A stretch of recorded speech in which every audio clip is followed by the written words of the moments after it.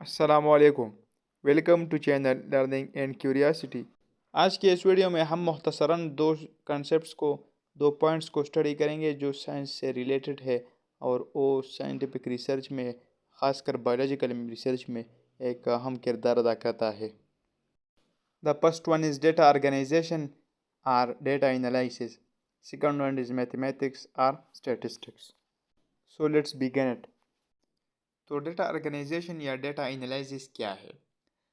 ہم نے پڑھا ہے کہ ریسرچر سائنٹیفک میتھڈ کے مختلف مراحل میں ڈیٹا سے مراد معلومات جیسے نام، تاریخ، اعداد، ویلیوز وغیرہ جمع کرتے اور اس کا تجزیہ کرتے ہیں۔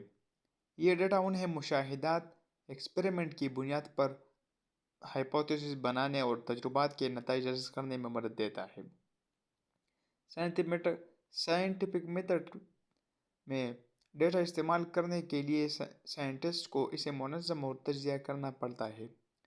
سائنسدان جمع کیے گئے ڈیٹا کو گراف، فلو چارٹس، میپس اور خاکوں کی شکل میں ترتیب دیتے ہیں۔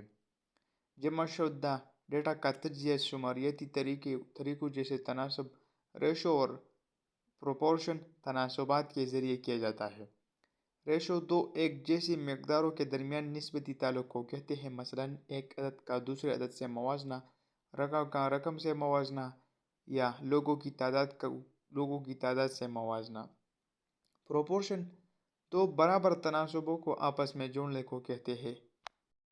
پروپورشن کے دو اہم اجزاء ہوتے ہیں: the mean and the extremes۔ یہاں A اور D کو ایکسٹریم کہتے ہیں، B اور C کو مینز کہتے ہیں۔ اصول یہ ہے کہ ایکسٹریم کا پروڈکٹ مینز کے پروڈکٹ کے برابر ہوتا ہے۔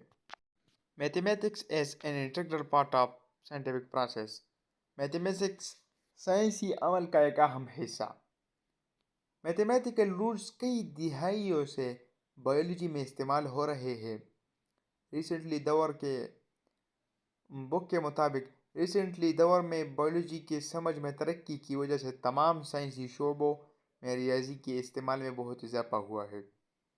مثال کے طور پر ریسرچ منصوبے جیسے کہ آبادی کے مطالعے، پاپولیشن اسٹڈی جسے کہتے ہیں، ڈرگ اسٹڈیز، ادویات کی تحقیق، پودوں اور جانوروں کے ڈی این اے کی ترتیب، ڈی این اے سیکوینسنگ، ان سب میں ڈیٹا کو منظم کرنے اور اس کا تجزیہ کرنے کے لیے میتھمیٹیکل نالج ضروری ہوتا ہے۔